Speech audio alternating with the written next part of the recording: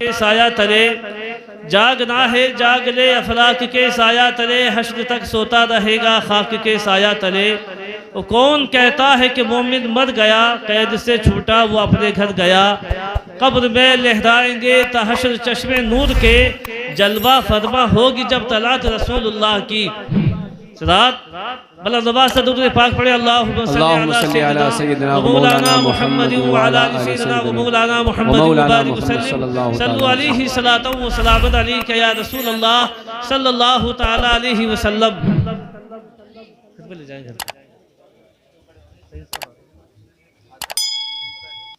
आप तमाम हज़रात तशरीफ रखें, अभी थोड़ी देर में सही साहब यहाँ हाजिर होंगे, तशरीफ रखें।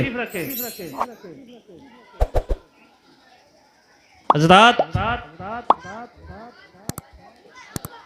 आज की ये महफिल इसाले सवाब की महफिल है, और ये आप बखूबी जानते हैं कि मौत ये एक अमर यकीनी है।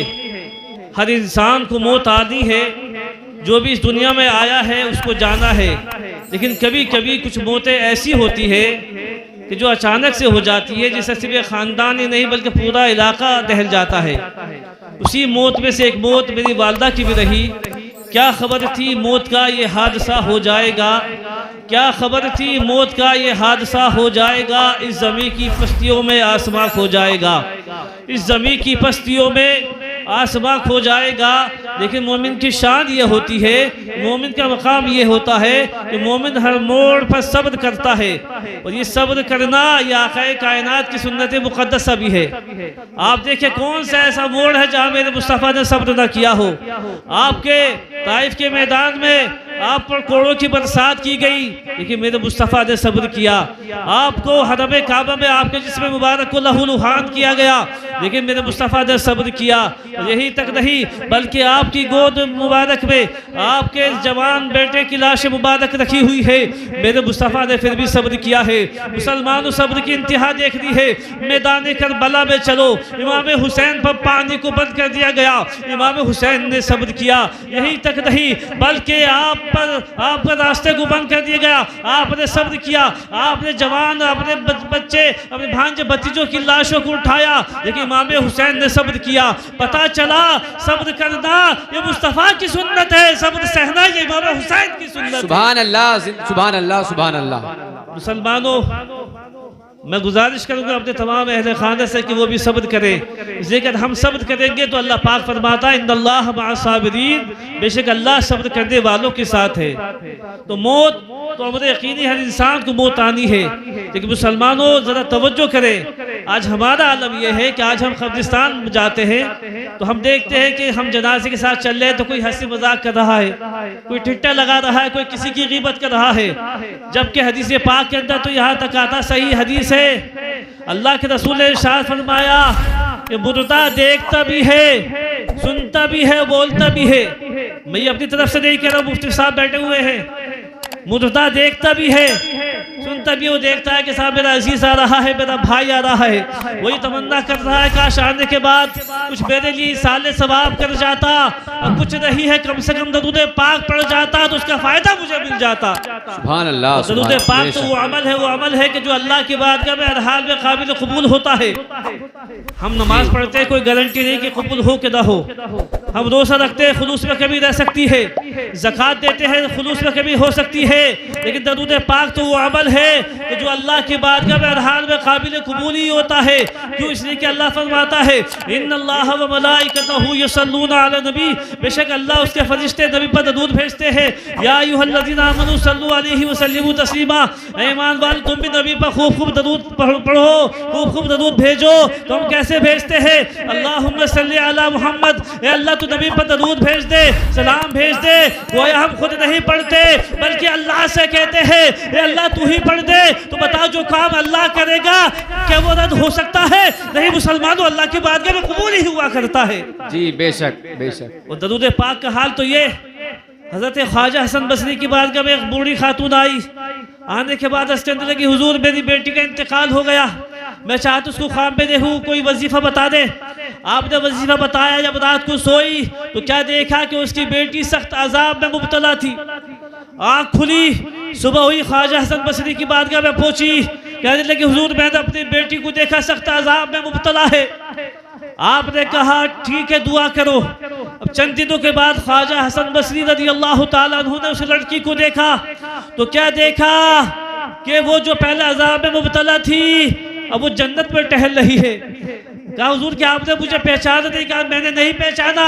कहा मैं उसी बूढ़ी खातून की बेटी हूँ जो आपके पास आई थी। कहा तेरी माँ तो बता रही थी कि तू अजाब में मुब्तला है। कहा सुनिए मेरी माँ ने जो देखा था बिल्कुल सही था, लेकिन आज सुबह एक नौजवान आया, यूँ तो कब्रिस्तान में बहुत से मुर्दे दफन थे लेकिन हम 5 मुर्दों पर अजाब हो रहा था। वो नौजवान आया, आने के बाद उसने हम 5 मुर्दों पर 5 मरतबा दरूद पाक पढ़ करके बख्श दिया।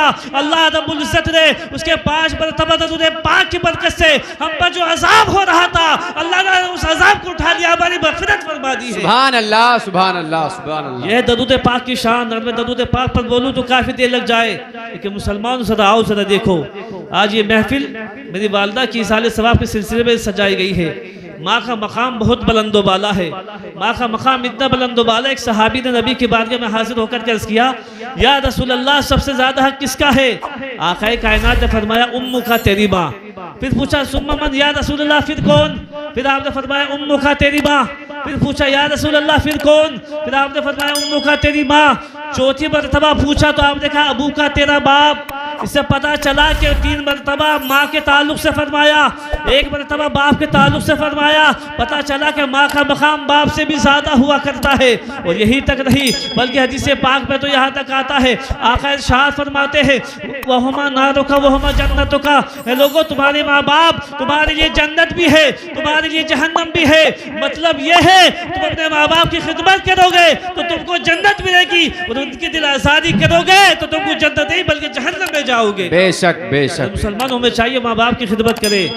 एक सहाबी नबी की बारगाह में हाजिर हुए, अर्ज़ करने लगे या रसूल अल्लाह मेरा दिल चाहता है जिहाद में जाऊं, अपनी जान को इस्लाम की खातिर कुर्बान कर दूं। आक़ाए कायनात ने इरशाद फरमाया ऐ मेरे सहाबी तुम्हारी तमन्ना काबिल मुबारक है, लेकिन ज़रा ये बताओ क्या तुम्हारी वालदा जिंदा है? उस सहाबी ने अर्ज़ किया या रसूल अल्लाह हाँ मेरी वालदा जिंदा है। आक़ाए कायनात ने इरशाद फरमाया घर जाओ, घर जाने के बाद माँ के कदमों को बोसा दे लो, तुम जन्नती हो जाओगे, इसलिए कि जन्नत माँ के कदमों के नीचे मिचला करती है। बेशक बेशक। ये माँ का मकाम है।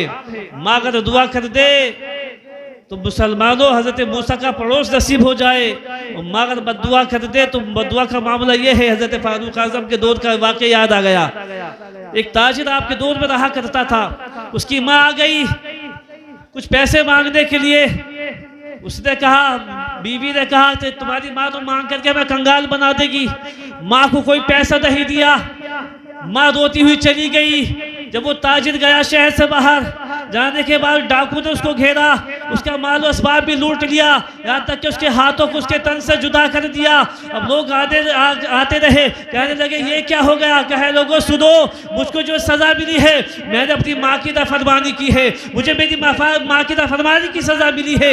माँ को पता चला, माँ की ममता तड़प जाती है, माँ मचलती हुई आती है, कहती मेरे लाल ये क्या हो गया, मेरे लाल ये क्या हो गया? कहा मम्मी जान मैंने आपकी नाफरमानी की है इसलिए मुझको ये सजा मिली है। माँ ने कहा बेटा, माँ ने हाथ को उठाया, इसके बोला मेरे बेटे को सही सालिम फरमा दे। इतना माँ ने दुआ कर दी थी, अल्लाह की बारगाह में काबिल कबूल हुई, बेटा सही सालिम हो जाता है। मुसलमानों बताने का मकसद मेरा ये है, हमें चाहिए अपने माँ बाप की खिदमत करे, अपने माँ बाप का अदब एहतराम करे। माँ की बद्दुआ का आलम तो ये है, एक सहाबी है जब माँ की नाफरमानी की है, मौत के वक्त उनको कलमा नसीब नहीं हुआ। मुख्तसर में अर्ज़ कर रहा हूँ, आक़ाए कायनात ने उनकी वालदा को बुलाया, बुलाने के बाद कहा अपने बेटे को माफ़ कर दो। कहने लगी या रसूल अल्लाह कैसे माफ़ कर दूँ, इसने मेरा दिल दुखाया है, बीवी के कहने में आकर के मेरी नाफरमानी की है। कहा अपने बेटे को माफ़ कर दो। हजरात जब कहा नहीं माफ़ करूँगी, आक़ाए कायनात ने फरमाया लकड़ियाँ मंगाओ, वो आग जलाओ, हज़रत अलक़मा को उस आग में डालो। जैसे इतना सुना है माँ की ममता मचल जाती है, माँ की ममता तड़प जाती है। अर्ज़ कहती है या रसूल अल्लाह मेरे बेटे को आग में मत डालिए, या रसूल अल्लाह मैंने अपने बेटे की तमाम गलतियों को माफ़ करवा दिया है। ये माँ का मकाम है।